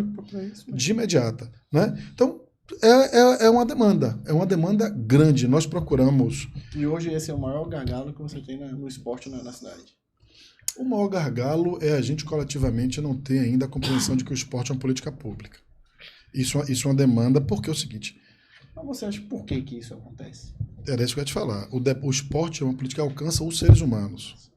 O esporte, a estrutura física dele, o que ele gera digamos assim, de objeto, é secundário ao ser humano. Então, você entender o esporte como política pública, isso é um problema geral, tá? Não é um problema... Nós temos esse problema no cotidiano, todos nós. E nós só vamos resolver isso quando nós entendermos a importância do ser humano no orçamento público. Esse é um dilema que nós temos que resolver. Nós vamos dar prioridade a esse tipo de política quando nós resolvemos esse dilema. E o esporte é um dilema desse tamanhozinho assim. Ó. Poderia te falar que talvez fome, emprego e moradia fossem os principais. Né? Mas o esporte eu acho que a gente consegue diminuir muita coisa. Né? A violência, por exemplo, que é uma coisa a cultura que o esporte promove. Grita muito na Bahia, no estado da Bahia principalmente, e o esporte amenizaria muita coisa. A cultura que o esporte promove. Sim. Porque nós estamos discutindo agora, isso me emociona muito, nós estamos discutindo a lei de incentivo com a Federação Baiana de Automobilismo, a criação da primeira escolinha pública de automobilismo aqui, recuperando a relação lá com o kart. E aí, rapaz, conversando lá com um menino que foi piloto de Stock Car, aí eu falei para ele, assim, bicho, nós vamos atender quantas crianças? Ele falou assim, rapaz, de 7 a 12 anos, nós podemos atender uma média de 50 a 100 crianças por ano.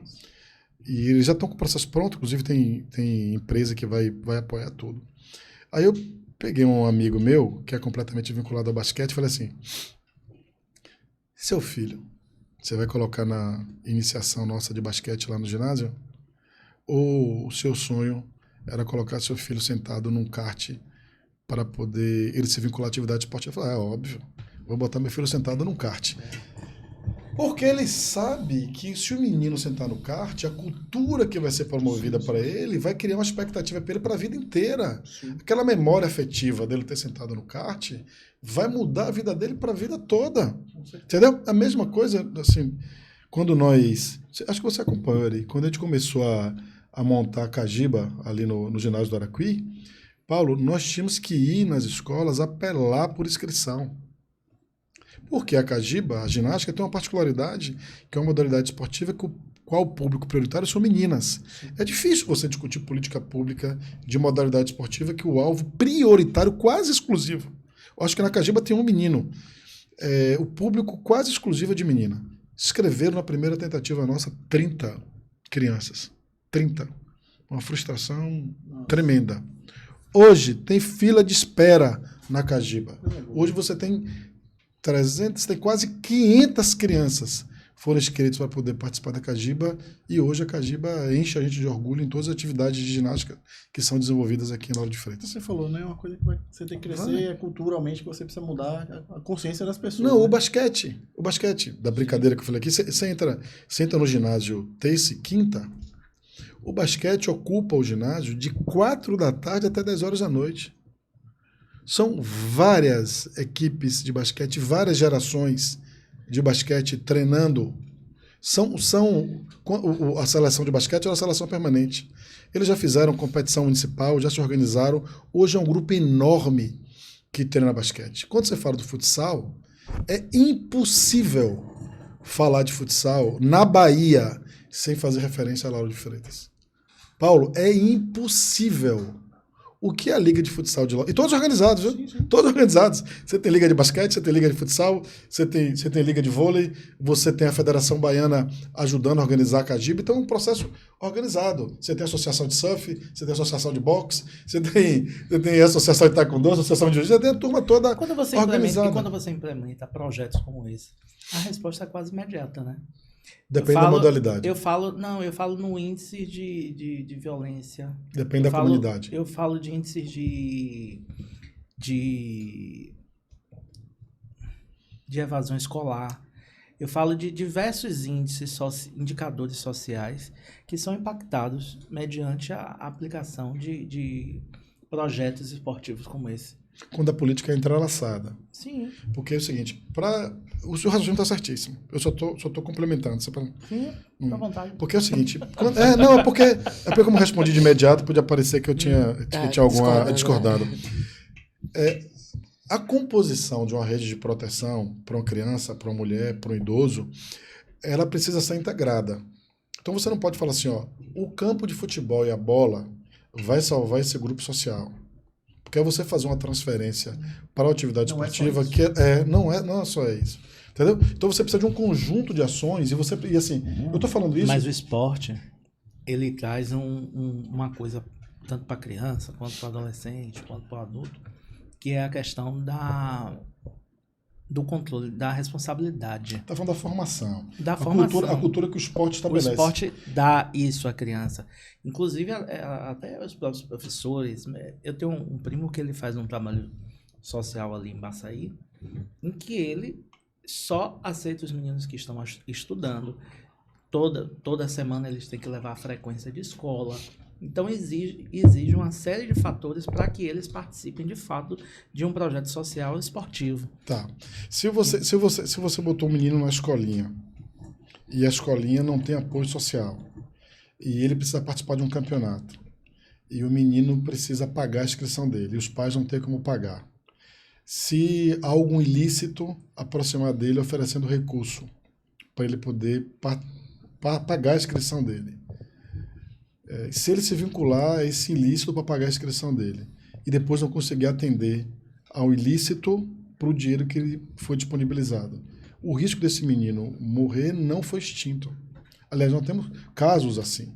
Então você precisa integrar uma série de ações que tem a ver com a educação, tem a ver com o desenvolvimento social, né? Tem a ver com a própria atividade esportiva para que essa rede se integre.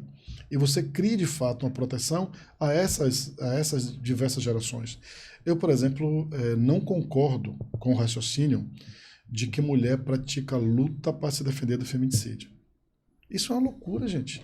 A força do homem que vai agredir a mulher, em tese, ele tem uma massa corporal muito superior à mulher. A mulher pratica atividade esportiva porque ela gosta da atividade esportiva. Agora, na atividade esportiva, cria um ambiente, uma cultura para ela, que ela vai se desvincular de risco dela sofrer. Claro que vai. Agora, você dizer que a responsabilidade dela se livrar de um ciclo de violência, ela está vinculada à atividade esportiva, é você transferir para a atividade esportiva uma responsabilidade que ela sozinha não consegue ter. Então, eu estou falando de percepções culturais na nossa sociedade, que nós precisamos vencer isso. Agora, se a mulher pratica atividade esportiva, ela está numa rede de proteção, que tem um conjunto de fatores que deixa ela mais segura, aí é óbvio que ela vai praticar atividade esportiva muito mais à vontade, muito mais segura, né? Então, o que nós precisamos compreender é que nós estamos falando de uma política pública que ela é multitransversal. Ela é multitransversal, ela tem diversas responsabilidades em diversas pastas, porque ela, como nós falamos, ela interfere na vida das pessoas. Ela estabelece perspectiva, né? Ela muda o ser humano. Porque o esporte, como a cultura, ela tem a capacidade do brilhantismo, da genialidade, né? do fenomenal. E nós somos tolhidos a não sermos brilhantes, a não sermos fenomenais, né? E quando você faz essas manifestações humanas que te possibilitam isso, né? Te possibilitam a voz maravilhosa, te possibilitam o drible, te possibilitam uma bicicleta, né? Te possibilita uma cesta de um canto da quadra a outro, né? Te possibilita essa possibilidade de genialidade, é você estimular o ser humano ao máximo. E isso, o esporte, a cultura, outras manifestações que são humanas, elas possibilitam. Você quando possibilita o ser humano a brilhar, né? A possibilidade. Ele pode nem brilhar, mas se você dá a possibilidade do ser humano brilhar, você tá construindo uma outra possibilidade de uma outra relação com a sociedade, né? É muito mais fácil você lidar com pessoas com as mentes libertas do que com as mentes reduzidas, né? Lá, a questão da liberdade. O problema desse programa é que ele tem tempo para acabar. Mas antes de acabar, eu queria deixar registrado aqui que você levasse um abraço enorme pro seu irmão, professor Washington, que é o responsável por estar aqui, professor de TV. Não é à toa. Não é à toa. Um grande professor, um grande mestre que eu tenho, que eu levo na minha vida. Levo um abraço para ele. Sim. Ari, mais alguma pergunta? Milane, mais alguma pergunta? Quero agradecer. Não falamos de eleição, né? Vamos acabar, você vai falar de eleição, mas tudo bem. Mas... Quer falar de eleição? Você quer falar de eleição? Temos as considerações finais. Aí vocês que dizem. Eu na verdade, eu queria fazer uma pergunta. Ele quer a treta. É assim, ó. Eu não queria falar de eleição, não, mas tá tudo certo. Ailton mesmo? Já bateu o martelo? Não, eu só... Como é que tá a discussão? E como é que o PCdoB tem participado desse processo de construção? Ativamente.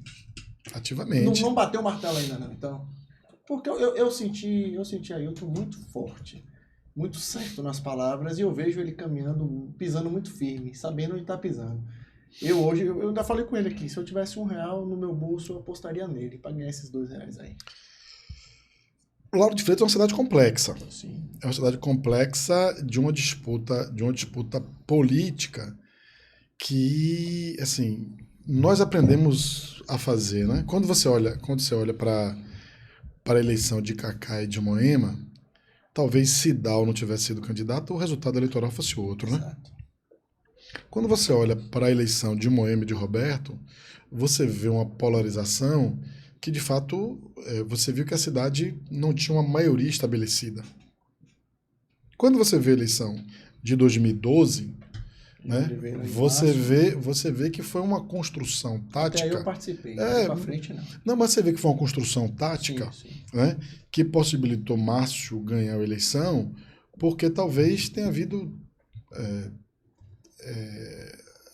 uma não revisita a 2008 e a 2004. Sim. Como é que Moema ganha a eleição de 2016 repetindo 2004? Sim. Né? Sim, com sim. todo o crescimento de Mateus, se Chico não fosse candidato, a disputa poderia ter se equiparado e ser uma final polarizada, sim, como foi 2008. 2020, Moema se reinventa, sendo ela candidata, em janeiro de 2020. Se alguém perguntasse até o Baldo se ele ia ser candidato, ele ia falar candidato não, já estou eleito, né? Porque em janeiro de 2020 ele tinha um patamar de aprovação que ninguém acreditaria que Moema teria tido a maior votação da história do Lauro de Freitas, com mais de 50 mil votos. Mas também teve uma fragmentação, né? Porque você teve Mirella sendo candidata, você teve todo um processo que fragmentou a oposição. Hoje, você vive um processo natural. Moema está enfrentando a quarta gestão. Sim. Só que uma quarta gestão vinda de um governo de Bolsonaro e de uma pandemia, né? Sim. Então, os municípios nunca foram tão largados a sua própria sorte, como foi no governo de Bolsonaro, e a economia do país parou com a pandemia, né? Então você precisa fazer essa reflexão, esse balanço das responsabilidades novas que foram atribuídas ao município, que a pandemia trouxe essa realidade. Então o município tem atribuição que não tinha. Então você não falava anteriormente, por exemplo, que essa questão macroeconômica de trabalho, desenvolvimento econômico, fosse atribuição do município. Ninguém sequer tocava nesse assunto. Mas a pandemia obrigou a gente a fazer essa discussão. Mas falando, como você falou aí, e eu tenho inclusive feito essa reflexão, que inclusive tenho sido muito criticado por alguns colegas ou ex-colegas, não sei, da oposição, hoje Lauro de Freitas, que dizem assim, o que a gente falou, qual é o cenário? Se fragmentar, a eleição está perdida. E eu não vejo hoje a oposição, tudo bem que não se escolhe adversário, mas hoje eu não vejo a oposição com a possibilidade mínima de se unir. Você pode até escolher adversário, você não pode criar adversário. Exatamente. Tá vendo? Então, já que pode escolher... Você não pode criar. Então, já que pode escolher, quem você acha que hoje tem uma possibilidade de disputar, sabendo que Débora Regis está fora da oposição, que Débora Regis está fora do negócio, ou não sei se você achar também, porque não, acho dificilmente, acho que ela está fora do... Hoje ela está fora do jogo. Isso. Teobaldo também fora do jogo. Eu acredito impossível, porque o cara vendeu a empresa e eu acho que não tem por que ele estar nesse negócio hoje, acredito, e ninguém vai comprar uma empresa, deixar você como CEO e... Não, eu só vou ficar aqui 10 meses e daqui a pouco eu vou te deixar na mão. Não existe isso. Não existe. Na minha cabeça não existe. Então me sobrou Mirella, me sobrou Matheus Reis, que vem batendo firme e eu acho que é o único que tem a coerência. O Matheus que eu entrevistei aqui no ano passado é o mesmo Matheus de hoje. Pô, que massa. É a mesma pessoa. Isso para mim, eu acho que é uma coisa que é interessante. Então, o cara chegou aqui firme e disse assim, eu sou candidato. E hoje você tem isso. Você tem ele, aí você tem outras pessoas que aventuram. Você não tem uma oposição hoje bem representada, e os representantes da oposição não são, como posso dizer, prestigiados. Você tem 2 vereadores de oposição de fato e um que não esqueça, eu não posso nem falar desse um que nem quero. Então são 2 vereadores de oposição de fato e o outro faz de conta que faz política. Que aquilo nunca vai ser política na vida de ninguém. E você tem esses 2 que não são prestigiados dentro desse processo, onde a discussão... Em 2012, você tinha Vitinho e Márcio, 2 vereadores de oposição. Com tamanho, né? A partir daquilo, o tamanho deles, fizeram uma candidatura de Márcio. Márcio, peraí, Vitinho saiu, foi ser candidato em outra cidade, Márcio veio, pum, aqui. Saiu disso aqui. Hoje não. Hoje você tem pessoas discutindo, e você não consegue chegar... E é só você. Eu achei engraçado. Um dia eu fiz um comentário dizendo assim, a oposição Lauro de Freitas não tem nome. Aí todo mundo falou, todo mundo. Eu recebi ligação de gente ligada, todo mundo. Não, tá unida em torno do nome de fulano, ciclano. Eu falei, pô, se tá unido em nome de ciclano. Se tá união não tem união. Não existe união pra mim. Então assim, esse cenário hoje em Lauro de Freitas, me acredito que Moema vai chegar, vai escolher. E vai eleger. Eu acho que você deu a senha pro meu raciocínio que eu estava falando da minha formação. Primeiro que eu acho que a disputa na base do governo é uma disputa com a unidade da base. Então, a base vai vencer a eleição unificada. Agora, só uma pergunta. Essa base que você fala é da federação? Não. O candidato sai da federação? Eu acho que sim. Acho que sim. Acho que sai da federação. Respondeu atrás porque ele disse que tem toda a estrutura. Você tem estrutura nacional, o lastro é o lastro da federação. Eu acho que se você fez uma pergunta, assim, tem alguns nomes que se destacam. Sim. Eu lhe diria 2 nomes e vou explicar por quê. Acho que tem 2 nomes que destacam. Se você for olhar o retrospecto de 2022, você vai dizer que na base Décio deu uma decantada. Você vai olhar para a base, um cara que teve 17 mil votos, e você não vai dizer que esse cara tem um destaque no processo, aí você ia abstrair a política. E acho que o fato de Vidigal ser o vice-prefeito também ele tem um destaque no processo. Né? Vidigal é uma figura política ligada ao PT, tá uma figura reconhecida dentro e fora do município. Mesmo essa saída dele por republicano... porque foi combinada, né? Sim. Então isso não causa um impacto na relação dele com o PT. Acho que Vidigal é mais petista do que... Muito petista. Edilson fala que ele é verde por fora e vermelho por dentro, que ele é o republicano melancia. Mas eu falo isso dizendo o seguinte, ele fala, Edilson que fala. Edilson é uma figura inteligentíssima. Eu acho, Paulo, se você fala assim, a experiência de João vai trazer para a gestão pouca possibilidade de correr risco de perder a eleição. Exatamente. Então, a experiência nos ensinada por João vai trazer poucos riscos e eu não gosto de aposta não, tá? Sim. Mas acho assim, se a gente pudesse... Só aposto de R$1. Mas se a gente pudesse falar assim, ó, qual o caminho que induziria, eu apontaria para você uma disputa Vidigal, Decinho versus Mirella e Matheus. Okay. Eu acho assim, eu apostaria meu R$1 na disputa polarizada da base unificada. Você não enxerga Ailton nesse processo? Eu acho que o segundo nome do PT não é Ailton. Eu acho que o segundo nome do PT é Naide. Então, se qualquer coisa que inviabilize a candidatura de Vidigal no PT, eu acho que o segundo nome do PT é Naide. Acho que Naide é um segundo nome, porque assim, eu acho legítima. Perdi R$1. Eu acho legítima a candidatura, de Vidigal. Sim. Você precisa convencê-lo. Foi o nosso primeiro entrevistado, inclusive. Você precisa convencê-lo a não ser candidato, né? Porque o cara é o vice-prefeito já. Você precisa falar, velho, sai aí do palanque. Na fila. Sai da fila e dá o seu lugar na fila. Exato. E você não pode, deixar de reconhecer o tamanho que Decinho assumiu. Sim. Assim, mesmo entendendo que a federação tem uma legitimidade na candidatura, você não vai montar uma chapa só da federação, né? Então você precisa acolher os aliados. E eu acho que existe aí uma possibilidade de uma eleição importante, né? Nós sabemos da eleição da majoritária de 22 aqui, então sabemos que a base de Lula e Jerônimo precisa se recompor eleitoralmente no município, isso tem a ver com 26.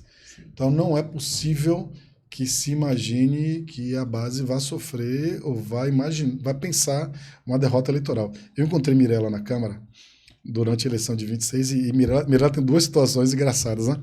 Vou contar só essa. Sim. Aí eu encontrei Mirella e falei assim, Mirella, pô, bicho, é errado esse negócio de você terminar ter abandonado o auto. Ela me explicou lá as justificativas dela e falou assim, e qual é a sua perspectiva eleitoral? Ela falou, não, tá fácil.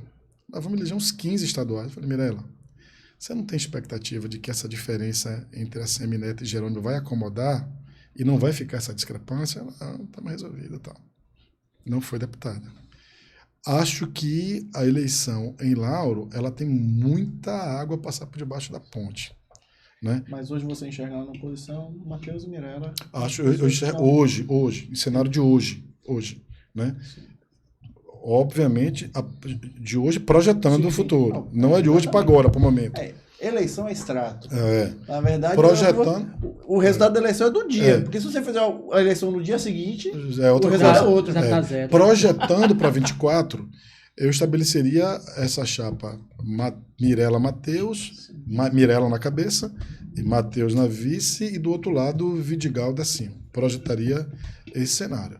Eu acho que é o cenário de polarização que nós vamos viver em 24. Vidigal indo para o PT, no caso. Voltando candidato pelo PT. Tendo isso, tem disputa, de fato, no Lauro de Freitas. Se não for isso, não tem nem disputa. Não tem disputa. Porque é o seguinte, eu repito, não acredito que existe a possibilidade. O João Roma falou que o deputado estadual, Leandro Jesus, candidato aqui em Lauro de Freitas, pelo PL... Tem 4%. Assim, acho que o bolsonarismo vai tentar disputar espaço nas principais cidades. Acho que Lauro de Freitas é vista por eles como uma cidade importante. Acho que nós vamos... Esse elemento da fake news, da despolitização, ele vai estar presente no processo. Eu torço para que a gente faça uma disputa pautando a cidade. Assim, eu torço para que a gente faça uma disputa de projetos de cidade. Chato e repetitivo nisso. Porque torço mesmo, Paulo. Assim, acho que o grande debate, fugindo da subjetividade, fugindo do dedo, da acusação, de apontar um para o outro, mas você discutir com a cidade o que é melhor para ela, você criar uma perspectiva de cidade de que ela pode dar saltos, né, a partir do processo eleitoral e do debate de ideias. Eu acho que esse é o caminho. Tem uma coisa que eu acho engraçada, e em Lauro de Freitas, nos grupos de Lauro de Freitas, que a gente consegue olhar, observar, que é assim, as pessoas não falam assim, podemos governar Lauro de Freitas melhor do que Moema está fazendo. Você fala assim, temos que tirar Moema do poder. Você fala assim, você tem que tirar ela do poder porque você tem o poder que ela tem. Não é, eu posso fazer uma política pública de saúde melhor, de educação melhor.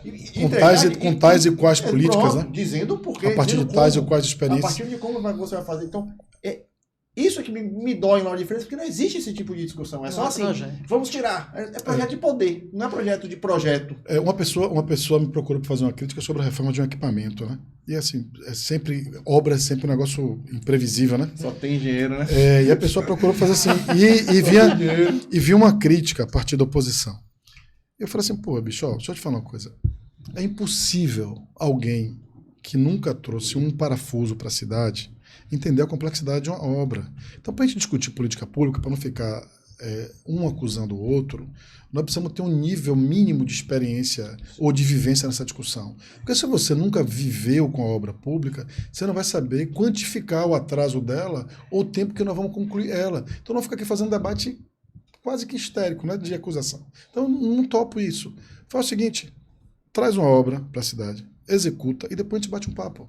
Como é que o processo se deu, com as complexidades que pode existir, entendeu? Então não dá para você falar assim, eu entendo que a telha rosa é melhor do que a laranja para cobrir o telhado. Acho que, pô, pelo amor de Deus, vamos discutir um currículo, vamos discutir como é que nós vamos resolver. Mais cedo, o povo tá sendo comentarista da guerra lá do Israel com a mais. Mas, Lauro de Freitas é diferente mesmo de outras cidades? Ou...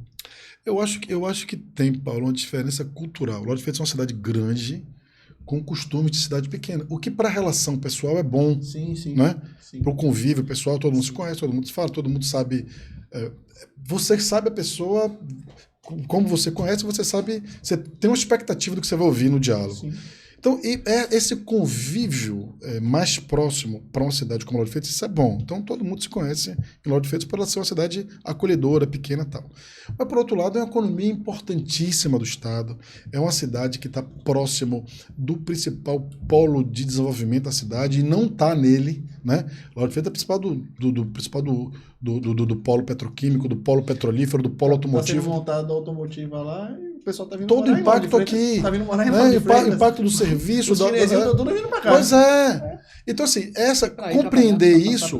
compreender isso, que é uma cidade que você conhece o vizinho desde que ele nasceu, sim, e é a sexta economia do Estado e pode crescer mais, isso é fundamental. Só que no debate político, na construção da política, traz elementos para a disputa que eles podem não ser essencialmente o centro da discussão, por conta dessa relação, desse convívio. Então, se você não souber descontaminar algumas posições, algumas percepções, você não consegue botar a política no centro da discussão. Maravilha. Uma aula. Então, gente, uma aula. De quem nasceu na política. Aí conhece um pouquinho de política e Lauro de Freitas, né? E aí o que é duro é você ouvir as pessoas que estão tentando e achando que estão fazendo política há 4 anos, 3 anos e acham que entende da coisa. É difícil, mas... Bora. A dor do parto é grande. Suas considerações finais. Deixa suas redes sociais. Aqui é sua câmera, avisa pro povo ali, as redes sociais, tudo certinho. Primeiro, parabenizar o trabalho de vocês, né? Acho que é um podcast assim que ganhou, né, uma notoriedade, uma atenção. Desejo a vocês pleno êxito, né? Acho que vocês fazem uma pauta legal, tem um estilo, né, que deixa as pessoas à vontade. Acho isso massa. Você é um bom professor. você é um bom profissional, Paulo. Já de tempo que a gente conversa isso. Eu sou um eterno aluno. Paulo Freire disse que a gente só para de aprender quando fecha os olhinhos, né? Essa juventude é bacana. Muito estagiário passou aqui. Não, porque não sei o que eu já sei, já sabe de tudo. Aí eu falo assim, rapaz, tá bom de morrer. Tá bom de morrer. Tá bom de morrer. Quando a pessoa já sabe de tudo, eu quero aprender cada vez mais um pouquinho. Né? E aí, muito isso. Mas desculpa por nada. Eu desejo para vocês que esse debate que vocês conseguiram abrir na cidade, ele possa, de fato, interferir na pauta, na agenda da cidade. Eu espero que a gente consiga... Quem opta pelo bom debate, né? Que a gente consiga fazer com que a pauta política da cidade ela seja uma pauta mais propositiva, que a gente possa influenciar as pessoas do bom sentimento, né? Da boa percepção, da cultura da boa política. Nós precisamos entender que, às vezes, divergência, contraponto, não necessariamente não é oposição ou antagonismo. Nós temos uma cidade a ser ainda... Muito já foi feito para a cidade, né? Nós vivemos acompanhamos uma reestruturação urbanística em Lauro de Freitas, né? Quem olha por retrovisor de Lauro de Freitas... Para mim foi de 30 mil a 200 e tantos mil habitantes. É a cidade eu cheguei aqui, uma das cidades mais adensadas hoje do Brasil. Então, é um negócio... Né? Então, assim, eu desejo pleno êxito para vocês nessa experiência. Eu acho que o bom debate, o debate inclusivo, o debate acolhedor, ele sempre seja vitorioso nas discussões mais polarizadas. E eu acho que o sonho de sonhar uma hora de... Acima de tudo, com respeito, né? Com respeito e com boas ideias, né? Boas opiniões. O fato de você ter opinião, ter ideia, por um momento que nós vivemos, já é o que precisa ser valorizado, porque nós vivemos um período de desconstrução, né? De um certo apagão coletivo, né? Então a pessoa pensar, produzir, raciocinar, né? Fazer um exercício de diálogo é importante. Eu acho que a responsabilidade de construção do Lauro de Freitas que ampare, que acolha, que viva a melhor responsabilidade de todos, né? De todas as pessoas, estando na política ou não, né? Esse negócio de militar socialmente, de pensar nas pessoas, de pensar no mundo, né? De pensar de como é que nós vamos acomodar esse contingente humano que vai estar em nossa cidade, precisando dormir, precisando comer, precisando trabalhar. É uma responsabilidade a ser pensada para os anos vindouros, né? E entender que nós construímos, né? Construímos como a vitória humana, esse atributo de que temos direito a descansar, né? Temos direito a descansar, temos direito a ler, a estudar, a viver, a ter lazer. Isso é uma riqueza da humanidade. Espero que a gente possa ter essa compreensão de tudo isso. Por fim, para dizer que a gente não falou de flores, eu só queria dizer isso por final, eu me sinto militante da causa humanitária, né? Me sinto um humanista assim e tal. É muito triste a gente viver nos dias de hoje sabendo que toda a origem nossa do pensamento dos direitos humanos, dos direitos humanitários, né, que nasce lá com a primeira Declaração Universal de Direitos Humanos, né, a partir do cilindro lá de Ciro, que escreveu que você não podia matar, não podia escravizar, não podia vender as pessoas. É muito triste você ver essa humanidade, essa parte do globo, essa parte da humanidade, viver uma guerra onde o povo passa por um risco de ser exterminado, né?